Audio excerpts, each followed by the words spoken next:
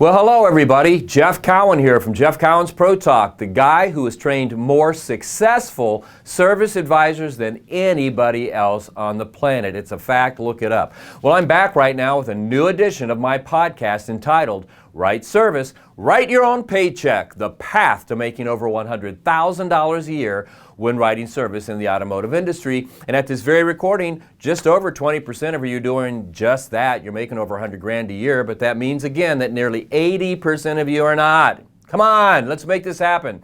So what are we going to do about that? Well, you need to invest in yourself. You need to continue to watch these podcasts. Go back, watch my old podcasts. Go to my website, automotiveservicetraining.com, automotiveservicetraining.com. And just between all that in itself, you'll find the tools, the techniques, the processes, the word tracks that you need to maximize the opportunity you have and get in that $100,000 a year club, which puts you in the top 6% of income earners in the United States of America and gives you and your family a lifestyle that most people only dream about.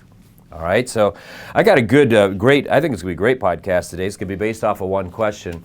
But before I get that, I want you to really think about something. I want you to think about today, and I want you to think about opportunity, and I want you to start having the mindset you can't take anything for granted. Next year's not guaranteed, next month's not guaranteed, tomorrow's not guaranteed, tonight's not guaranteed. You never know. So where I'm going with that is when I tell you have to maximize the opportunity you have in front of you, you have to maximize. You can't wait until tomorrow. For my liking, too many people say, yeah, I know I could do better, but I'm busy here, busy there, and I'll make it happen next week, I'll make it happen tomorrow, I'll make it happen next month, or I know my people need training, but we just don't have time because it's, we're going into the end of the school year, so we'll get on the training thing this next month, or this next fall, or the first quarter of next year. And we excuse ourselves away from what we could have and settle for and get complacent with the life we do have, because we think that tomorrows are never going to run out, and they will. Now, I know they will, because this week's been a tough week for me. There's been two people that have touched my life that have unfortunately had some very bad things happen in their life. One is, there's a lady by the name of Vicki Dunn, and she passed away earlier this week at the age of 66. And I want to tell you about her because she was in the car industry. About 30 years ago, she was in the car industry, and she was a car salesperson, and she created a program for the hearing impaired. Now, she was working at a car dealership in Indianapolis, Indiana, and she'd learned that a lot of hearing impaired, and there was a big community of the hearing impaired at the time. She found out that most of them didn't like to go in and negotiate car deals because they felt like they were being taken advantage of because they couldn't hear and they couldn't communicate, right? Now, that turned out to be largely not true, that they weren't being taken advantage, but the perception was that they were. So she got together with the government and the ADA, the Americans Disability Act, and she created a program at that dealership where she would pre-negotiate deals for the hearing impaired, and it was a smash hit. I mean, this lady was able to deliver about 25 cars a month, and month in and month out, and while at the same time helping this community. Now, here's what makes her special. She was working in a dealership where at the time, on the front end, the average gross profit, no kidding, was $1,500, yet she capped the deals that she worked with for the hearing impaired at a point where she could make only $75 per car. Now, mini deal at the time was $50, so she increased it to $75 because it was quite a bit more work for her to do that, but she capped it at that. She did this program more from her heart than anything else, because she could have gone on the lot and she could have been part of that team that was making those bigger bucks, but she did it from her heart. And she only set that program up there, but she set it up at a couple other programs throughout her career. And I just feel like she never really got the credit for it. And she got out of the car business probably 15 years ago, and the programs faded away. And I just never felt like she got the credit. And she just had a big heart, and she did a lot for her community, she did a lot for her family, and she did a lot for the automotive industry in trying to make us, look respectful and professional like we are. So, keep her in your prayers, if you will. Another sad situation happened this week, and that is a guy that helped me at the very beginning 35 years ago by the name of Howard Hubler. He was a car dealer at the time in Indianapolis. He part owner of the Hubler Automotive Group with his brothers and his dad. He's since sold out his partnership, I believe, in Indianapolis. But he's had some kids, and his daughter, Christy, has become a car dealer. She's in her early 30s, and Christy Hubler Chevrolet. And I want to talk about her because 6 months ago she delivered her third child, a very healthy young boy. And just this last week, she put him down for a nap at 6 months old, and she went to check on him about a half hour later, and he had passed away for reasons unknown. Perfectly healthy, passed away, and they're a good family. And that family and Christy and everybody, they've done a lot for their community and continue to do a lot for their community. So I'd ask if you're the praying type of person to keep them in your prayer, because they're from our world. You may be asking yourself, Jeff, what a heck of a way to start out a podcast, man. What a downer. But it can be a downer if you want to look at it that way. But I think what it does is it brings everything into focus. It brings everything into focus and reminds us. It's a stark reminder. It's a stark reminder to me that, again, like I started out, next year is not guaranteed. Next month's not guaranteed. Tomorrow's not guaranteed. Tonight's not guaranteed. You can't put off tomorrow what you can do today. You got to go for it, and go for it right now. Waiting until next month to start a training program, waiting until next quarter or till next year, or waiting that amount of time to invest in yourself and make yourself better so you can maximize the opportunities you have, it doesn't make sense. You don't have the guarantee that tomorrow's going to be there for you to maximize the opportunity. So you have to do it right now. And I understand because what this is really based on, when people don't maximize the opportunity, I believe, it's been my experience that's taught me, is because most people become complacent.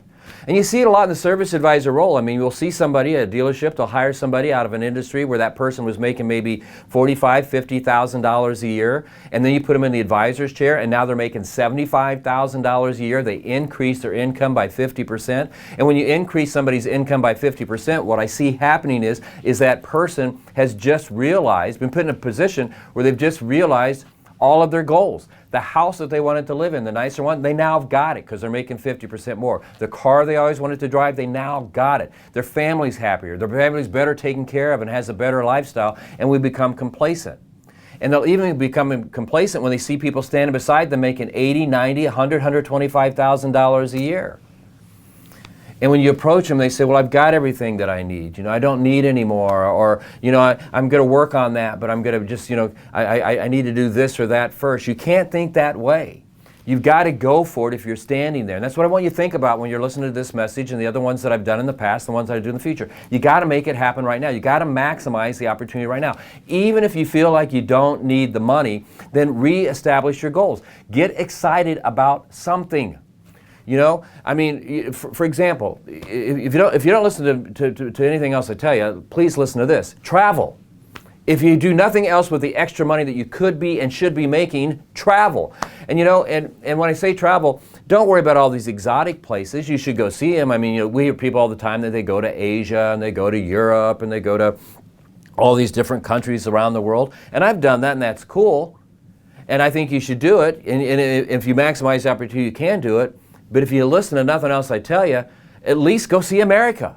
I've been lucky enough that I've worked in every one of the 50 states several times, and America will knock your eyeballs out, folks. I mean, until you put your toes in the sand in the panhandle of Florida, on those beaches down there, the nicest beaches the United States of America has. I mean, these beaches look like sugar. It's that white, and the sand is that fine. Until you do that, you've not lived. Until you've stood on the edge of the Grand Canyon and looked down and wondered, where did this thing come from and how did it happen? You've not lived. Until you go to Washington, D.C. and stand at the bottom of those stairs at the Lincoln Memorial and look up at that president sitting there in that chair looking back down at you, until you go 25 yards to your right and you see the Vietnam Wall with all those names on it, the people that paid the ultimate sacrifice so we could have these freedoms. Until you do that, you have no idea what this thing's about, and you have no idea what you're missing.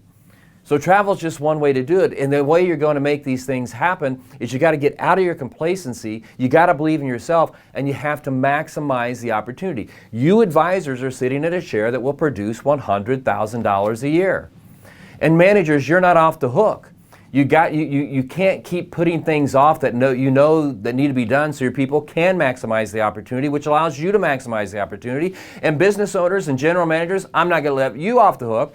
You have to supply those people with the tools, and you have to hold them accountable and make sure that they're maximizing the opportunity so you too can maximize the opportunity and get the lives that you deserve.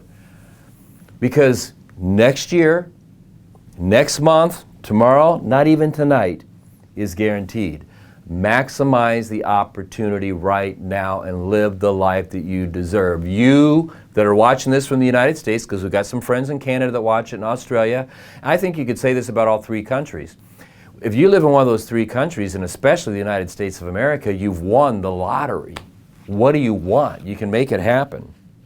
You know, so I'm comfortable starting out the workshop or the podcast this way because I want you to start thinking that way, maximize the opportunity. Because what I'm going to give you here today is going to be some things that's going to show you how to maximize the opportunity, because we're going to talk about people who are not maximizing the opportunity. Okay? So again, keep those people in your prayers and your thoughts and maximize the opportunity. So here's the question this week. Jeff,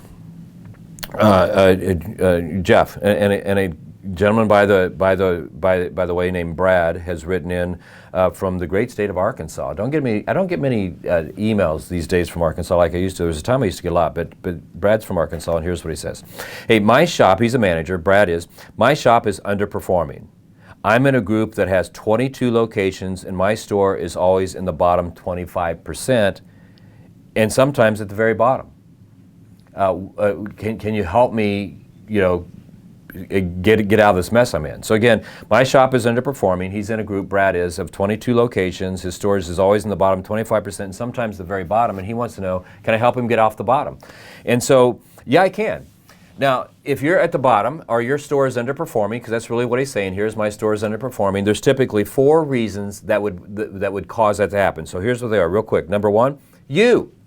You as the leader, the general manager, the business owner, fixed operations director, service manager, you could be the problem. 2, it could be your team. Okay, could be your team. 3, could be the processes or the lack thereof. Or 4, it could be your training program or the lack of training. So again, it's either one of these 4 things. It's you, your team, the process, or your training. So let's take a look at each one of these because, that's quite of a big scope there, large group of things, right? Those 4 things. So how do you tell which one it is or which combination of these things it could be that's keeping you from performing at the highest levels? So let's go back to number 1. Number 1, like I said, it may be you if your store was performing before you took it over, okay, so meaning it was not in the bottom 25%, it was at the top, so it was performing before you took it over, and it has the same staff, but now it's underperforming, it's you. If everything else is the same, and the only thing that changes is you, and the numbers have fallen off the chart, it's you, okay? It could be, if it's not that, do you have processes?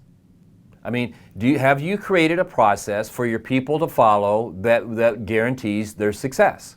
A process on how to handle the telephone, a process on how to greet your customers, a process on how to write up your customers, a process on how to get the work in the shop, through the shop, how to contact the customer. Do you have processes for all of that? Because if you don't, it could be a lack of process. It could be something else. If you have a process, it could be this. Do you train your people to execute that process? I mean, it's one thing to tell them what it is, it's another thing to show them how to execute it. Do you have a training program that shows them what the process is clearly and clearly shows them how to execute it with maximum success? If it's not that, it could be this. Are you more their friend than their leader or boss? Are you more their friend than their leader or boss? Now, this is one of the big reasons I think a lot of people fail when they get into management leadership. Because they get to like their people. They get to talk to their people. You spend more time at work than you do with your work family, right? Than you do with your family at home. So it's easy to start to like these people, become chummy with them, become their best friends and the like. But the best leaders in the world from any discipline understand and have a firm line drawn between friendship and work. If you're not willing to look at the person that you think is your best friend on this service drive and look at him and say, look, we have a great time. We went bowling last week. We're going fishing this weekend. Last year when we went on that camping trip, man, was that a great time or what? And I enjoy our Wednesday nights out when we stop on the way home and have a drink together. All that's fun. But what's not fun is right now what's going on here at work. So let's forget about our friendship and let's talk about why you're here and why you're sitting in that chair. I put you in that chair because I needed you to do this, this, and this. And not only for the last month, but for the last several months, you've not been able to do that. So we need to sit down and talk about that, and we need to come up with a plan right now, today, to figure out how to stop that. Because us being friends is one thing, and I'll love you no matter what happens, okay? Whether we work together the rest of our life or we don't. But we got to get this situated because I'm being paid to make sure that chair produces certain numbers, and it's not doing it right now. We've got to figure this out, and we've got to figure it out quick. And if you're not willing to do that, then you're in trouble, okay? Because I got to be careful saying this because Boyd always gets the wrong reaction, but these people you work with that you really think you're friends, are they really your friends? Would they loan you money? Would they loan you their car? Would they babysit your kids? Would they watch your dog? Would they walk your dog? Would they watch your house when you're on vacation? Would they collect your mail without complaining? If it's not that, it could be this. Do you truly hold them accountable? I mean, do you truly hold them accountable? Meaning this, do you tell them, here's what the process is? Do you train them how to execute the process? Are you willing to sit down with them as not a friend, but as a leader and say, look, you're underperforming, so I need this. And then after you do all that, are you willing to hold their feet to the fire that they need to do it and get the numbers? And if and holding their feet to the fire might even mean the ultimate penalty, you can't work here anymore. Are you willing to hold them accountable to that level? Because if you're not, then it's you. I mean, you have to understand, and everybody that works with you have to understand that we're all here for the same thing. There's somebody that's got their name on the sign, and that person that's got their name on the sign has created this opportunity for you. They've given you this beautiful shop. They've given you these technicians. They've given you the parts. They've given you the technology. Everything you need to be successful. And all they want you to do is get these numbers. And that's what we got to do. And if we get really smart, we'll know you can hit these numbers, we'll exceed those numbers and create a tremendous amount of job security for ourselves. So that's the main reason we're here. And so whatever it takes to get there within the legal limits of the law, we're not going to rip people off, sell them stuff they don't need, any of that stuff. I'm not talking about that. But we got to do everything we can to hit these numbers, because if we're hitting these numbers, we have nothing to worry about. If we're not hitting these numbers, then we've got everything to worry about, and we're in jeopardy of this person going to find people who can get those numbers. And let me tell you as your leader how I operate. I operate from the fact that I'm going to give you everything I can to make sure that you're successful. And as long as you are, we have nothing to worry about. But if you start to fail and you can't do the job, or you won't do the job, or you don't want to do the job, I'm not going to let that cost me my job.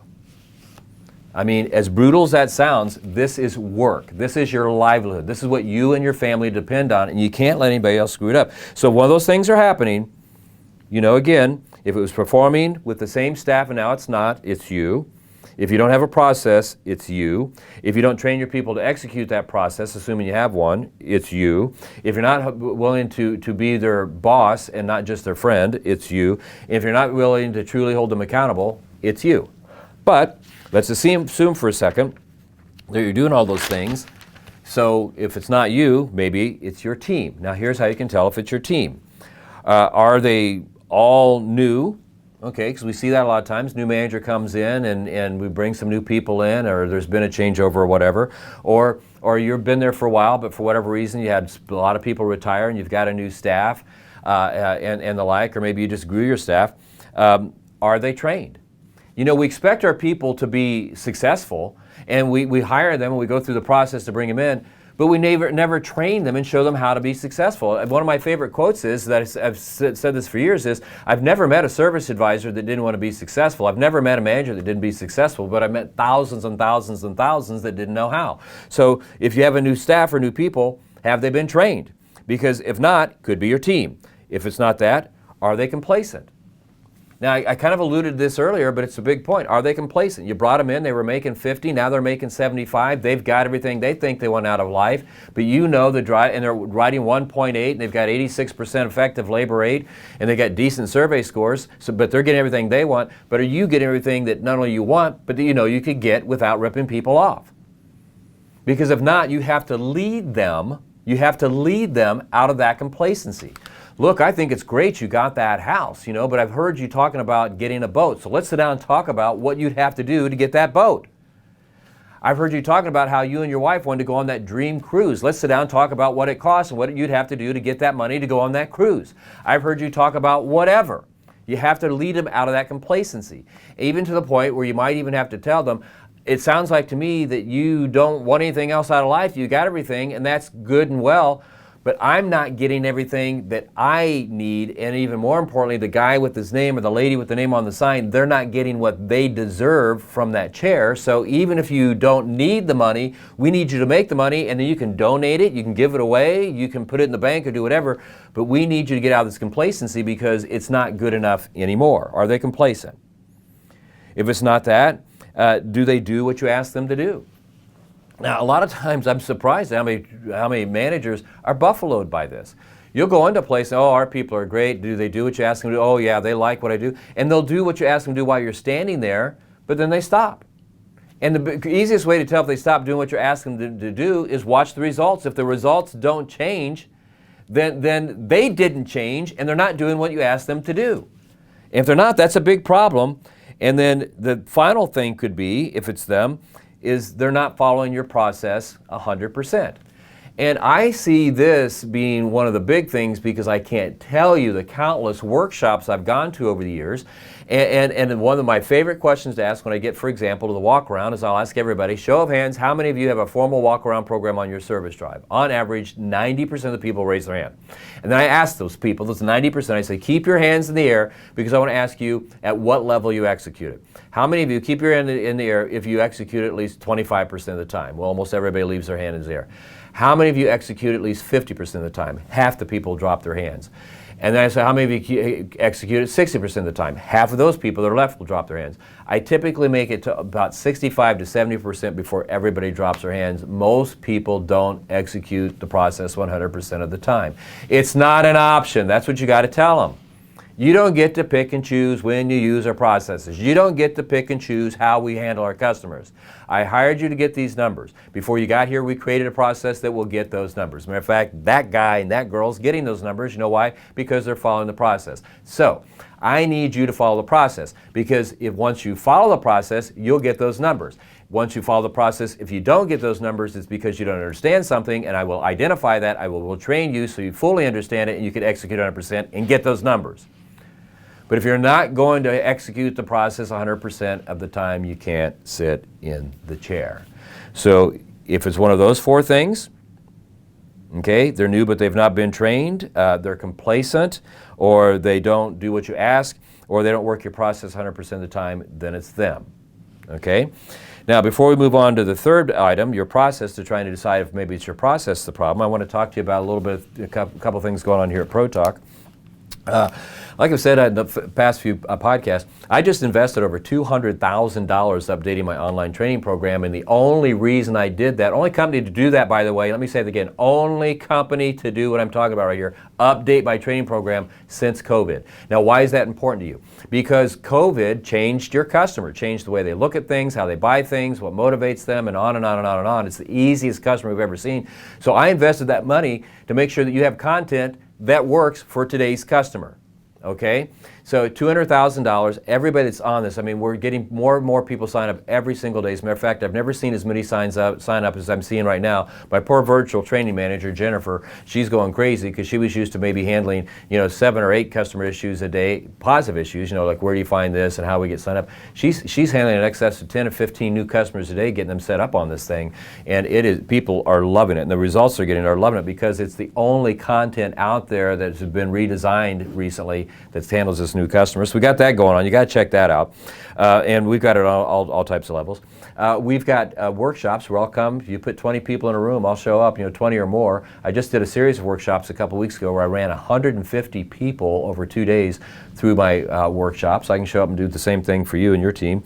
Or we have what we're famous for, our in-store trainers, where they come to you and they stand with you side by side on the service drive, coaching, critiquing, role-playing, and even writing service if they need to, making phone calls the afternoon, showing you how our process works, and showing you how to get an instant 5/10 on your service drive, showing you how to get your effective labor rate instantly to the 92 to 95%, showing you how within 9 months to get your customer retention well above 80%, showing you how to get perfect, if not at least near perfect survey scores, and showing you finally how to eliminate heat cases once and for all, forever. That's what we do. And if you want us to do that for you, give us a call. I mean, I'm telling you, we are busy, but we're never too busy to help you out. How do you get a hold of us? You simply dial 1-800-248-2931, 1-800-248-2931, and anybody that picks up that phone can talk to you about our virtual training, our workshops, our in-store training, or you can go to our website, automotiveservicetraining.com, automotiveservicetraining.com, and contact us that way. But you got to get signed up today. You got to maximize the opportunity today because we don't know what tomorrow is going to bring. All right. So, we got a question. Let's go back to the topic here where Brad wrote in and said, hey, my shop is underperforming. I'm in a group of 22 stores. I'm usually in the bottom of 25%, sometimes the very bottom. What could it be? And we told him, and I'm telling you, could be there's one of four reasons that's happening. It's either you, your team, your process, your training. We then broke it down. We talked about how you could identify if you're the problem. We talked about how, number two, it could be your team and if they're the problem. And so we're going to pick it right back up right there at number three. Here's how you determine if it's your process. First and foremost, do you have one? And this is what's crazy to me is the number of people that don't have one. You'll go in and they'll have 4 or 5 service advisors and they will literally have 4 or 5 different processes. And what the process is based on what the service advisor wants to do, and that process is typically this. What gets me to 6 o'clock the fastest with the least amount of with the most amount of money and least amount of heat? That's their process. And it will change by the hour if it has to.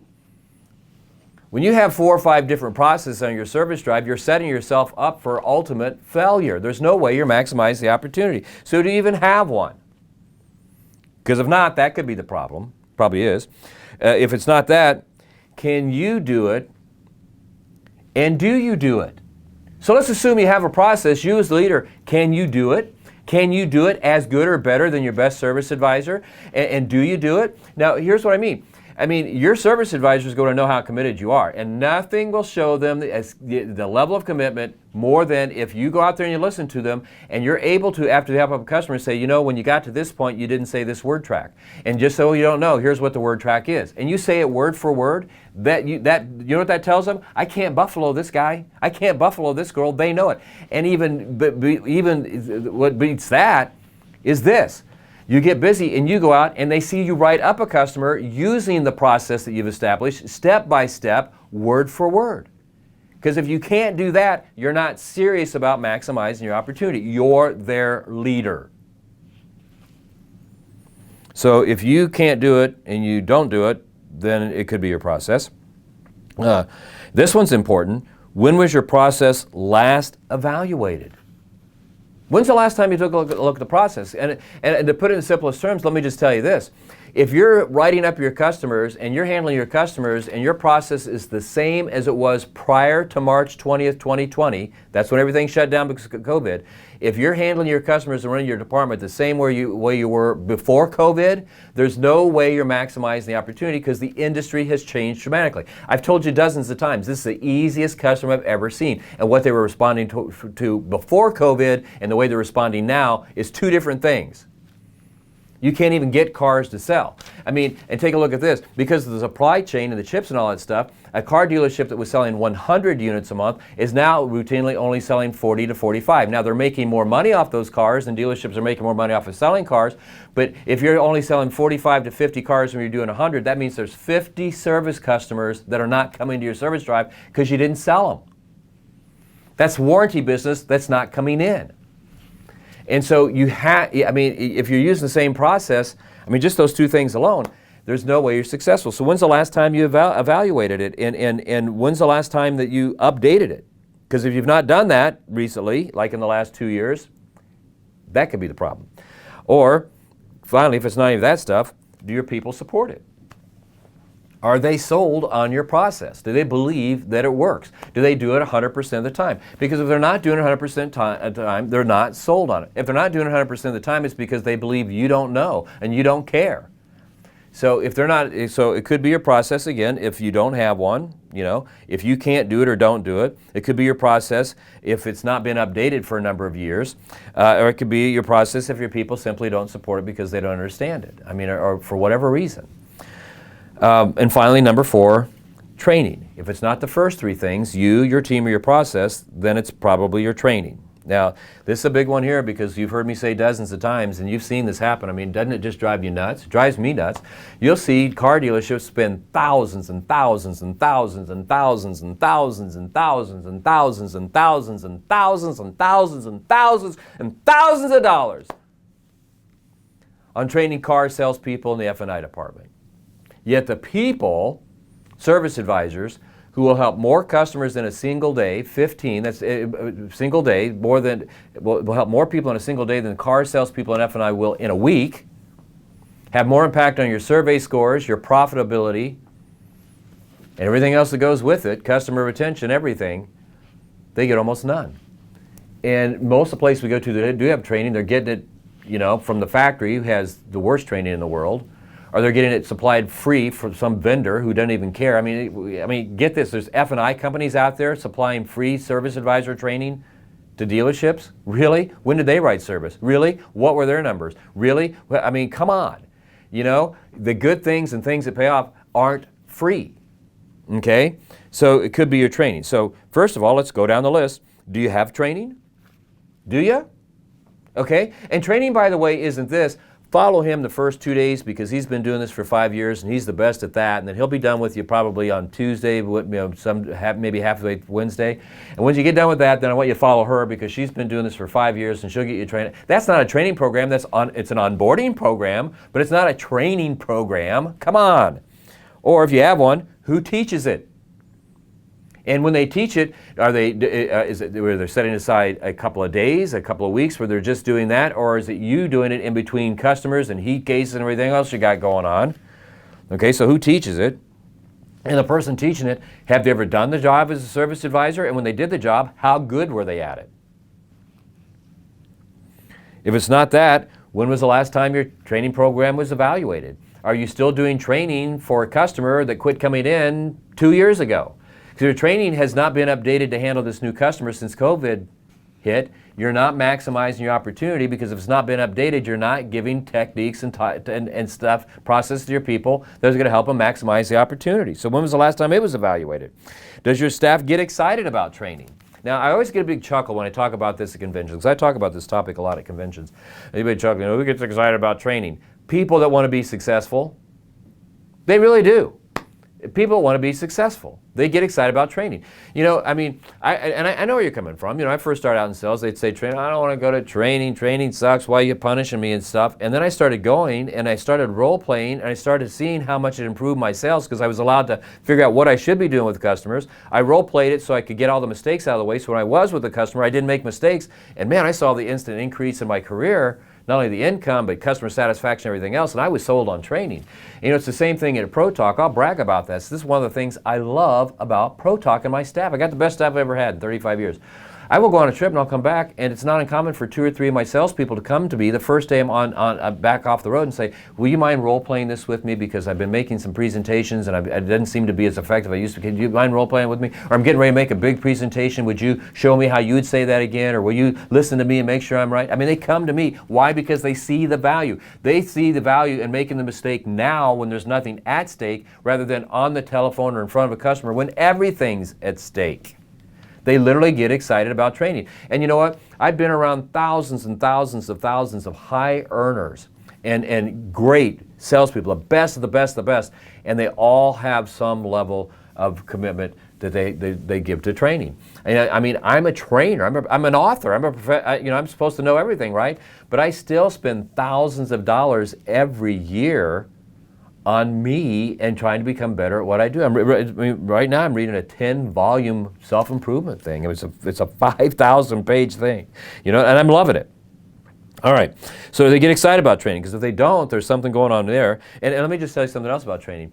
Here's how excited my people are about it. You know, when COVID hit, up to COVID, we used to have a Wednesday morning meeting every Wednesday with the sales staff where we'd spend an hour or two just talking about what we're doing, how we're doing it, what. And when COVID hit, I kind of backed off because everybody was whacked out and whatever. Well, a few months ago, actually about a year ago, my staff came to me and said, "You know what, we stopped doing those meetings and we want to do them again. We want you to train us every Wednesday morning," all of them. You know, because they're excited about it, they see the value. That's the way your staff should be. And then the final thing is how often do you train? So let's assume you got a training program. Let's assume you got somebody teaching that knows what they're doing. Let's assume that it's been updated, it's the right thing. And let's assume your people are excited about training. How often do you do it? Well, let me give you an idea what you should do. Weekly, you should do at least 15 to 30 minutes of how to handle customers training with your service advisor and your frontline people, minimum. 15 to 30 minutes. 15 to 30 minutes. Monthly, you should have, in addition to that, monthly you should have at least a 1-hour meeting with your service advisors on the same topics. What are we doing? How are we doing it? What's the process and the like? And then yearly, this is the hard one for most people. I would highly and strongly encourage you to put a policy in place where your service advisors had to be recertified every year with the training program that you have to be able to handle your customers. Now let me explain to you what I'm talking about. Years and years and years ago, I worked at a place, it was a furniture industry. That's where I started my real selling career. I've told you those stories before. One of the things that I loved about it, especially looking back, is that no matter how good you were, there were 80 salespeople, whether you're number 80 or you're number 1.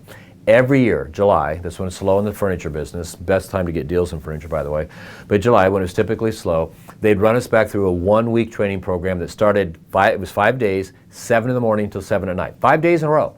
And here's the thing, no matter where you ranked and how successful you were, you had to go back through that training program and recertify yourself, which meant passing role plays and written tests and verbal tests and reciting word for word, word tracks. And we had 55, I was wrong, 60, we ended up with 62 different word tracks that we had to memorize word for word. And you had to recertify yourself. And if you recertified yourself, then great, you get to go back out on the sales floor and earn a living. If you did not recertify yourself, you couldn't go back out on the sales floor until you passed their certification, which may mean you have to go through a 2nd week of training or a 3rd week of training before you could be recertified. Because here's how smart they were. They knew out of 80 salespeople, there was always going to be a group of 5 to 10 that didn't recertify, so they'd automatically send them through a 2nd week of training, 7 to 7, to get them recertified. And if you didn't get it done, then they just let you go. So I hope this helps you out, because again, if you're underperforming, it's one of 4 reasons. It's you, and I told you the reasons why, or it's your team, and I told you the reasons why. It's your process or the lack thereof, and I told you reasons why. And same thing with the training. It's the lack of training, or the training you're doing it wrong, or somebody's doing it wrong. It could be one of those things or a combination of those things, but it's right there in front of you. And it's hard because what I'm telling you have to do here, essentially, is you're going to have to evaluate yourself. You're going to have to look in the mirror and ask these very tough questions. And they are very tough questions, but they're tough questions that will pay off. I know they pay off because I do this all the time. You've probably heard me say this before. I'm in a relationship with my wife, and I think our friends are jealous of us because we really like each other. We don't argue. And we rarely do. I mean, we have some differences here or there, but we really don't argue. We really like each other and get excited about seeing each other and the like. But if we do argue, you know what's almost always over? My wife telling me this. Why are you so hard on yourself? Why are you so hard on yourself? Look at what you've accomplished. Look at what you've done. Look at who you are. Why are you so hard on yourself? And I tell her this, because if I'm not, who will be? And I got to tell you, there's many times I've looked in that mirror and asked these tough questions, and I've not liked the answers that I knew were true, because it meant that I was dropping the ball somewhere along the line. But I knew and I know that I can't solve my problems unless I'm willing to ask those tough questions, and sometimes understand that the reason that there's a failure or something's not going the way it should is because I've dropped the ball somewhere. But I'd rather have that conversation with myself and be able to correct the things before it swings way out of control and everything falls apart. So I hope that it should answer your question, because it's right there.